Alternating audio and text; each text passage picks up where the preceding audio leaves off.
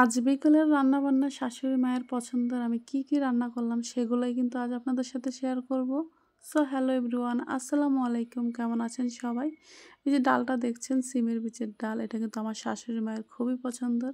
তো এক চুলায় সিমের বীজগুলো বসিয়ে দিয়েছি, অন্য চুলায় কিন্তু হলুদ মরিচ লবণ মাখিয়ে কিন্তু মাছগুলো ভাজা শুরু করে দিয়েছি। আর মাছগুলো কিন্তু একটু মচমচে করে ভেজে নিয়েছি। তো মাছ ভাজা শেষ, এখন কিন্তু আমি ডালের বড়া বানাবো, সেই জন্য কিন্তু ডাল মেখে নিচ্ছি।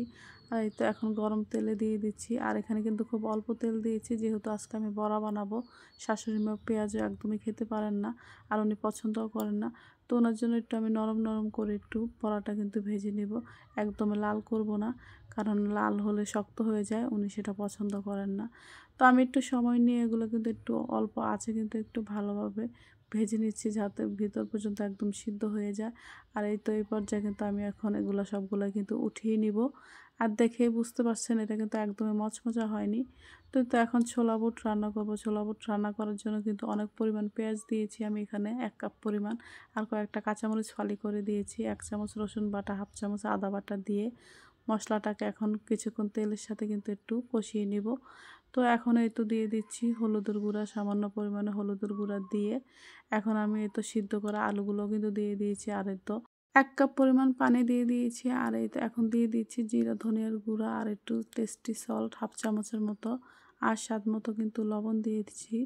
এখন একটু কিছুক্ষণ আলুটাকে একটু কষিয়ে নেব। এদিকে সিমের বিচির ডালটা কিন্তু অনেকটা সিদ্ধ হয়ে গেছে। তো 1/2 চামচের মতো রসুন বাটা আর সামান্য পরিমাণে আদা বাটা দিয়ে দিয়েছি। আর এখান দিয়ে কিন্তু আমি আলুটা কিন্তু আমার অনেকটাই কষানো হয়ে গিয়েছে, দেখতে পাচ্ছেন তেল ছেড়ে দিয়েছে। তো এখন আমি ছোলাটা কিন্তু দিয়ে দিয়েছি। আজ কিন্তু আমি অনেক করে কিন্তু ছোলাটা রান্না করছি, একটু বেশি করে আসলে ভিজিয়ে ফেলেছিলাম, তো সেটা পুরোটাই রান্না করে ফেলেছি। তো এখন এটাকে একটু ভালোভাবে একটু নেড়ে চেড়ে ঝোলটাকে আমি একটু শুকিয়ে নিব। তো যেহেতু আমার হাতে সময় কম ছিল, তো আজকে আমি আর এটাকে এক্সট্রা কোনো আর পানি ইউজ করব না। তো ধনিয়া পাতা দিয়ে দিয়েছি।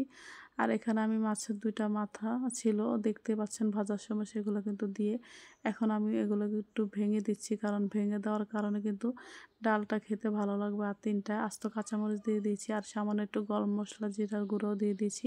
আর ডালটা বাগার দেওয়ার জন্য কিন্তু পেঁয়াজ কুচি রসুন কুচি করে দিয়েছি।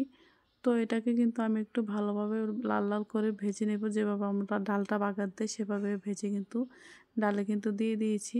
আর দেখতে পাচ্ছেন ডালটা কতটা ইয়াম্মি হয়েছে। তো মাছ ভাজিটা আপনাদের সাথে শেয়ার করা হয়নি, যেহেতু হাতে একদমই সময় কম ছিল, তো তাড়াহুড়োর মধ্যে কিন্তু সব কিছু করে নিয়েছিলাম। তো ভিডিওটি ভালো লাগলে অবশ্যই লাইক কমেন্ট শেয়ার করে পাশে থাকবেন। আবারও কোনো ভিডিও নিয়ে চলে আসবো। আল্লাহ হাফেজ, আসসালামু আলাইকুম।